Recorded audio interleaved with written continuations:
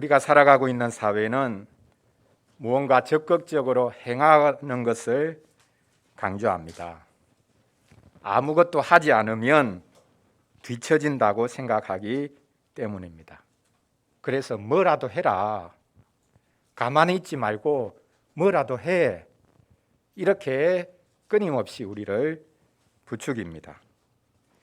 무엇을 하느냐보다 더 중요한 것은 어디로 향하고 있느냐라는 것인데, 방향은 중요하지 않고 무조건 열심을 내라고, 일하라고 말합니다. 자신이 열심히 살고 있다는 생각이 들면, 뭐라도 하고 있기만 하면 그나마 마음에 안심이 되기도 합니다. 그런데 우리 인생에서는 적극성보다 사실 소극성이 훨씬 더 중요할 때가 많습니다.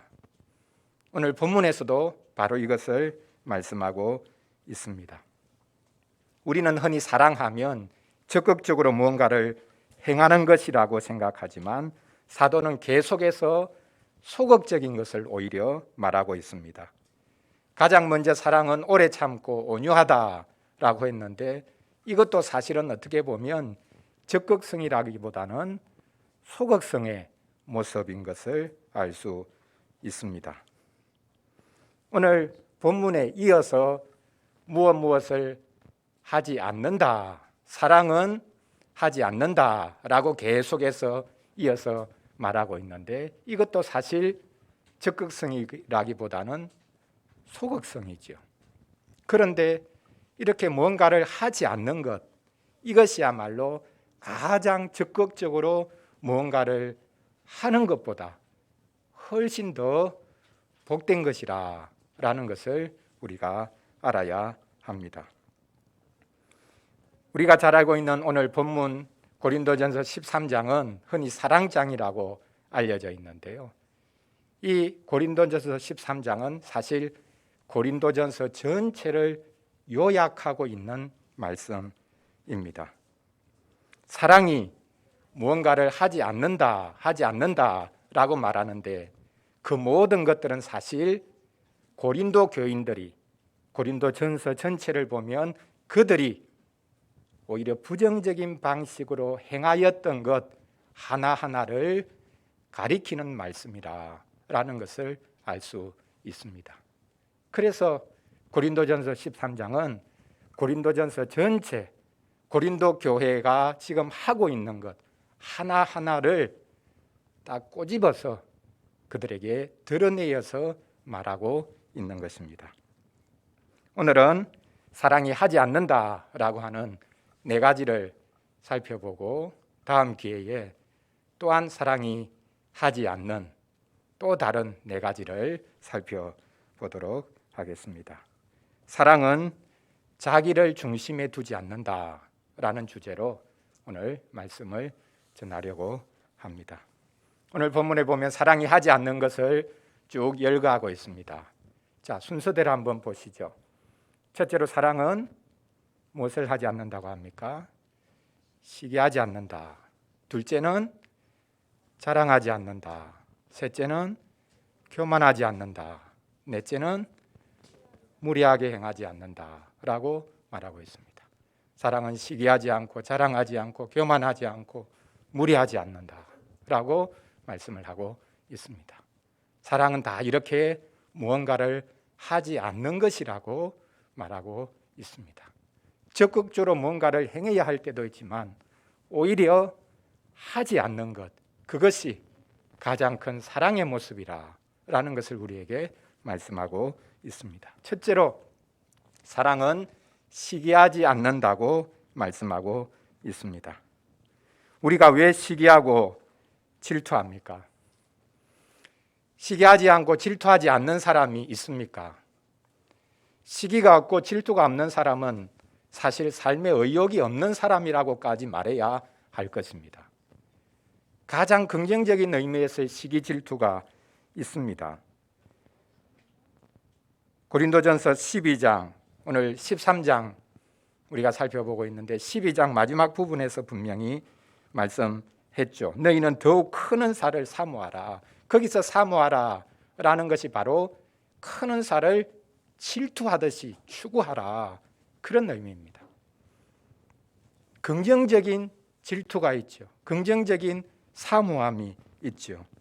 그러나 오늘 본문에서는 가장 부정적인 시기와 질투를 말하고 있습니다. 한마디로 말해서 시기하는 것은 경쟁심 때문입니다. 다른 이들을 경쟁 대상자로 보기 때문에 시기합니다. 우리는 함께 살아가야 합니다. 함께 살아가는 세상이기 때문에 우리는 함께 이기든지 아니면 함께 지든지 해야 합니다. 그런데 다른 사람은 져야 내가 이긴다. 우리는 이렇게 생각하고 있습니다. 큰 착각입니다. 함께 이기는 것은 없고 남을 짓밟아야 내가 이길 수 있다고 생각합니다.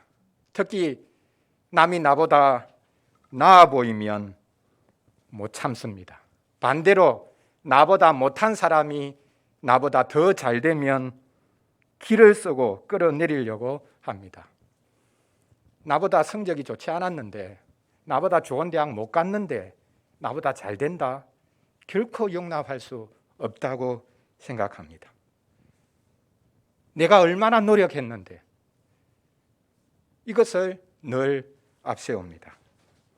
다른 이들이 잘 되는 것에 대해서 불만을 가지면서 깎아내리기에 바쁜 것, 그것이 바로 사실 우리의 모습입니다. 사도는 이미 앞에서 고린도 교회의 이 시기와 질투에 대해서 말을 했습니다. 고린도전서 3장 3절입니다.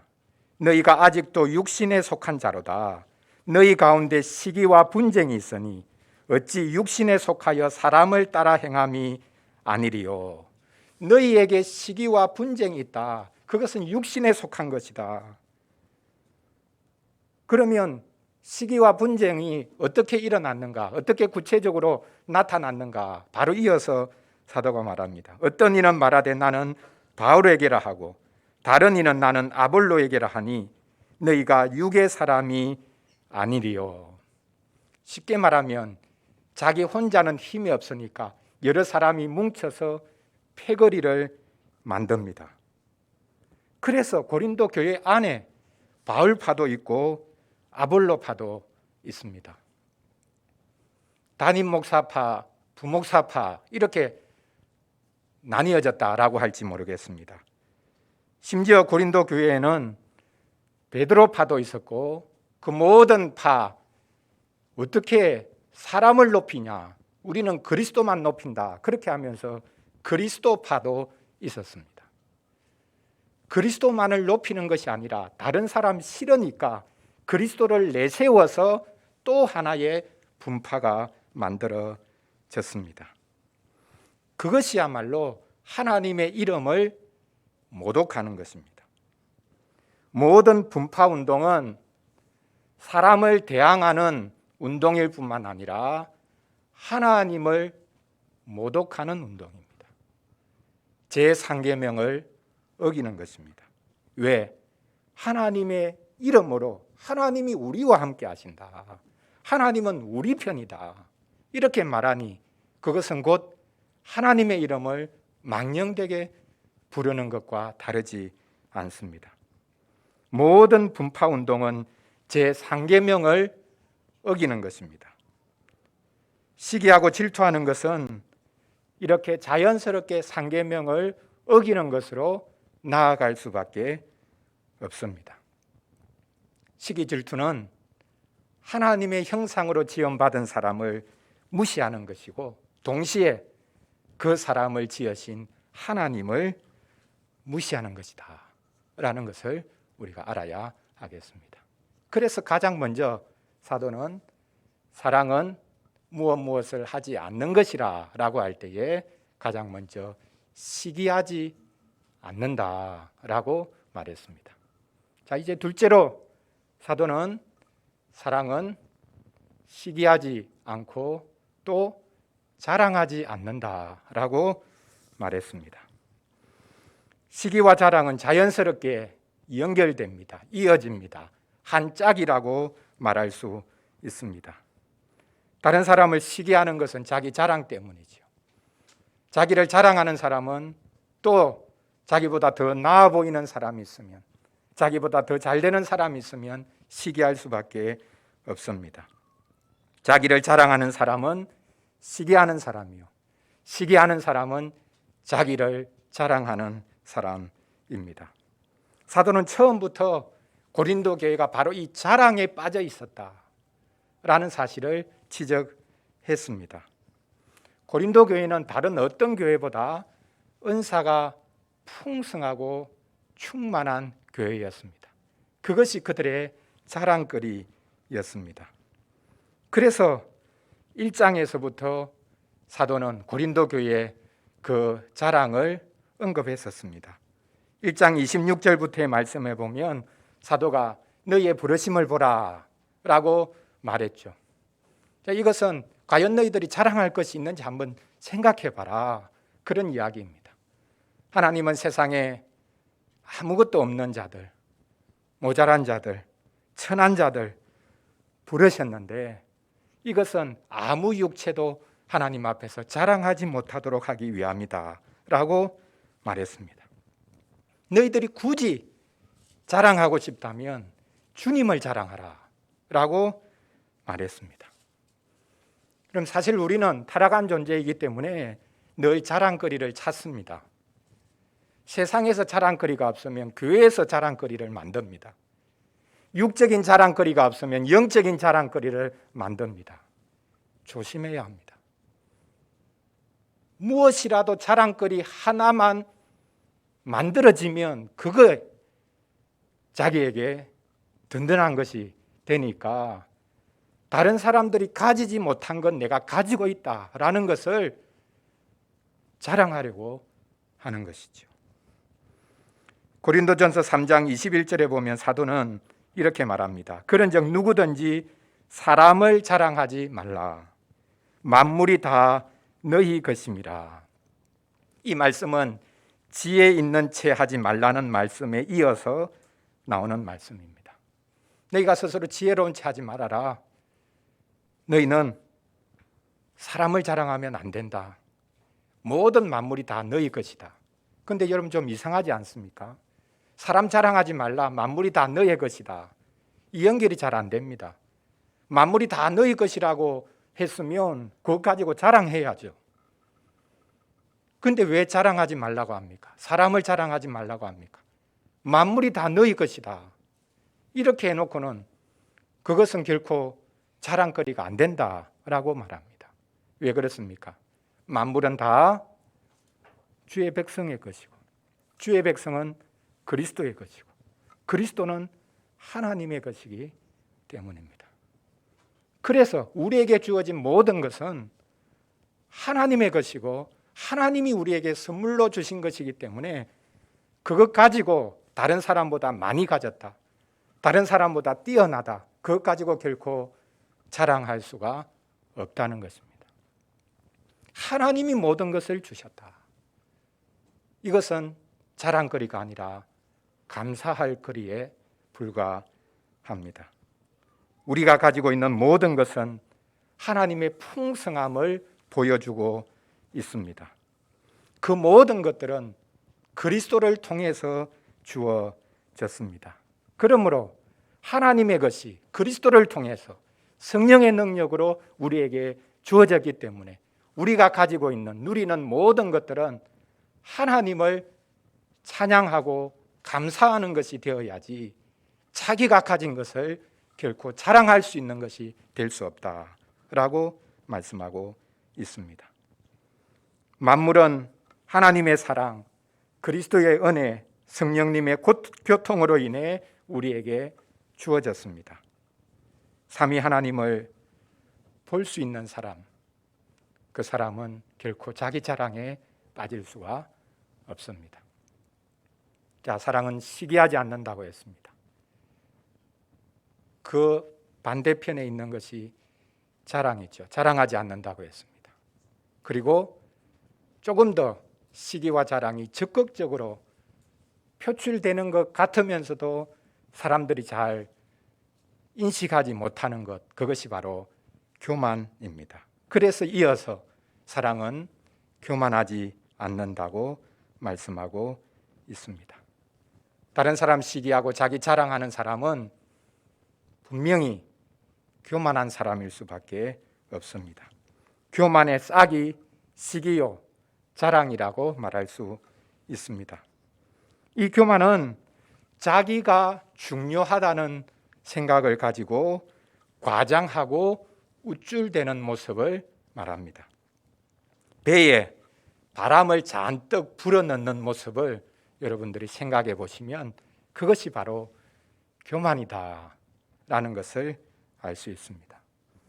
자, 우리 친구들 이솝 우화 중에 배 터진 개구리라는 이야기 아시죠? 개구리들이 연못가에서 놀고 있다가 굉장히 큰 소를 보았습니다. 이들 깜짝 놀래가지고 집으로 돌아와가지고 엄마 개구리한테 엄마 우리 굉장히 큰 거 봤어요. 그러니까 이 엄마가 얼마나 큰데 하면서 배에다가 이제 공기를 집어넣어서 잔뜩 집어넣어서 이만큼 크니? 아니요, 그것보다 커요. 그러니까 또 공기를 더 집어넣어서 이만큼 크니? 아니요. 계속 하니까 나중에는 펑 하고 엄마 배가 터져버렸다. 이만큼 크냐? 나는 그것 정도로 크게 나를 만들 수 있다. 이렇게 생각하는 것, 그것이 바로 교만이다라는 것을 말하고 있습니다. 웃기는 이야기지만 사실 그것이 우리 인간사를 보여주는 이야기입니다. 우리는 주위에서 자기를 띄워주면 바람이 잔뜩 들어갑니다. 내가 대단한 사람이 된 것처럼 생각합니다. 선거 같은 곳에 나가서 평생 재산을 다 털어놓고 패가 망신하는 경우도 있습니다. 주위에서 나가라 된다. 자기가 유익을 얻기 위해서 그렇게 부추기는 것이죠. 우리는 거품을 빼야 합니다. 사실 교회도 거품을 빼야 합니다. 고린도전서 4장 18절에 보면 고린도 교인들이 사도 바울에 대해서도 교만을 부렸던 모습을 말하고 있습니다. 그들이 교만한 마음을 가진 채 말하죠. 사도 바울은 이제 우리에게 안 온다. 우리에게 올 이유도 없다. 와서 뭐 하겠냐. 그렇게 사도 바울을 비난합니다. 세상 사람들도 행하지 않는 음란한 행위를 하고서도 패거리로 모여 있었기 때문에 자기 쪽에 속한 사람이니까 그 문제 안 된다. 그 덮어 넘어가려고 합니다. 그것을 책망하는 사도에 대해서 오히려 비난하는 것이죠. 뭐 그런 것 가지고 그러냐. 이미 우리는 신령한 사람이 되었는데 육적인 것 어떻게 해도 상관이 없다라고 말합니다. 그래서 사도는 내가 너희에게 반드시 가할 거다. 너희에게 가서 너희의 말이 아니라 너희의 능력을 내가 알아보겠다라고 말합니다. 그것이 고린도전서 4장 18절입니다. 어떤 이들은 내가 너희에게 나아가지 아니할 것 같이 스스로 교만하여졌으니 주께서 허락하시면 내가 너희에게 속히 나아가서 교만한 자들의 말이 아니라 오직 그 능력을 알아보겠으니 하나님의 나라는 말에 있지 아니하고 오직 능력에 있습니다. 여러분, 우리 주위를 보십시오. 말 가지고 장난치는 사람들이 얼마나 많습니까? 말도 수시로 바뀝니다. 정말 정직한 것은 자기 몸으로 부딪히면서 싸워가고 이기기도 하고 지기도 하는 그것이 정직한 것이죠. 우리 사회 지식인들이나 소위 자기가 뭔가를 알고 있다고 생각하는 사람들은 정직하지 못할 때가 많은 것을 봅니다. 수시로 말이 바뀌고 심지어 쓴 글도 어느 순간에 뒤집어 엎고 바뀝니다. 자기 몸으로 늘 부딪히면서 싸워가는 운동선수가 훨씬 더 정직한 사람들이다. 그것을 생각할 때가 많습니다. 교만한 이들은 원래 모든 것이 자기 것이라고 생각합니다. 그래서 다른 사람이 자기 것에 조금이라도 손을 대면 못 견딥니다. 그 자리는 원래부터 내 것이었다. 아니, 원래부터 자기 자리가 어디 있습니까? 원래부터 어떤 세력이 그 자리는 원래 우리가 맡은 자리고 우리에게 당연히 돌아와야 되는 자리다. 그런 것이 어디 있습니까? 원래부터 자기 것이라고 생각하는 것이야말로 얼마나 교만하고 게으른 것인지 모릅니다. 사랑은 교만하지 않습니다. 사랑은 정직하게 자신의 잘못을 인정할 뿐만 아니라 다른 사람과 더불어 자기 것을 나눌 수 있기에 겸손합니다. 진정한 사랑은 말에 있지 않고 이런 겸손에 있다라는 것을 우리가 생각해야 하겠습니다. 자, 사랑은 시기하지 않는다 했습니다.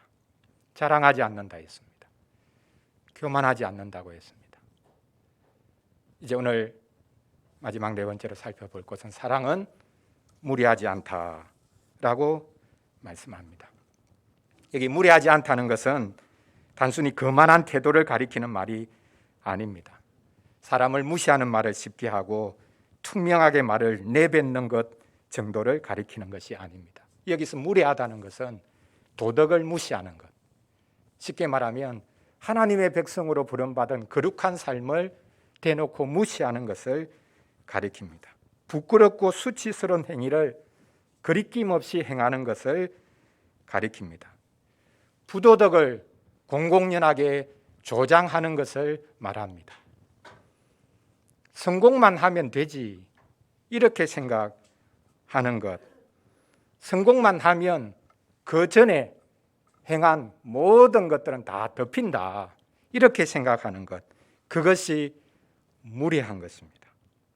하나님의 창조 질서와 성경 말씀을 대놓고 거부하고 조롱하는 것을 말합니다. 로마서 1장 27절에 보면 동성애자들을 향해서 이 말에서 바로 파생된 단어를 쓰고 있는 것을 볼 수 있습니다. 거룩한 삶을 대놓고 무시하는 것, 그것은 참 사랑일 수가 없다라는 것을 말씀하고 있습니다.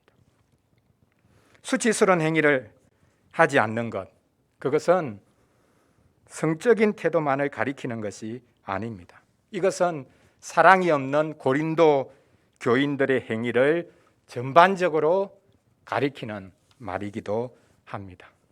고린도 교인들이 무례했다. 서로서로에 대해서 무례하게 말하고 행동했다라는 것을 가리키고 있습니다. 우리가 고린도전서 11장에서 성만찬에 참여하면서 보였던 고린도 교인들의 태도를 우리가 확인한 적이 있습니다.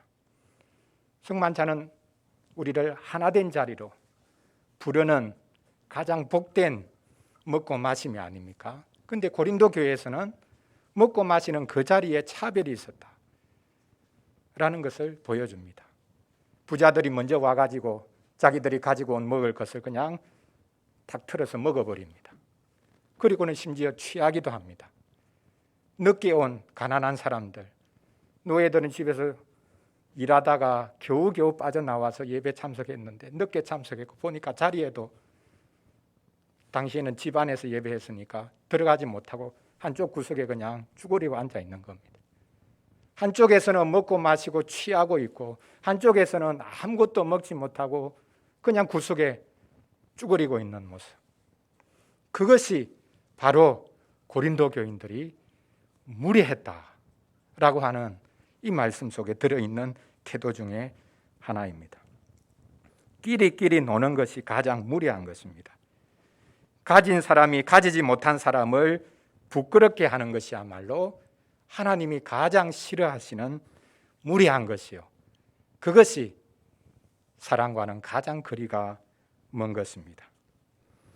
우리가 살아가고 있는 자본주의 사회는 그 어떤 사회보다 사람을 무례하게 만드는 사회입니다. 자기가 가진 재산을 가지고, 소유를 가지고, 지식을 가지고 모든 것들을 판단하기 때문입니다.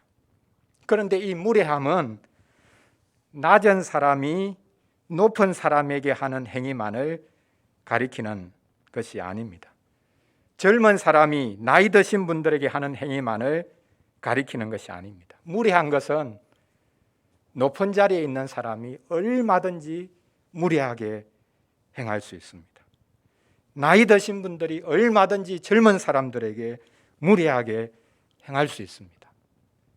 이것은 사회적인, 성별적인 그 어떤 차이로 인해서 발생하는 것이 아닙니다. 하나님 앞에서 자신의 죄를 깨달은 사람은 무례할 수가 없지요.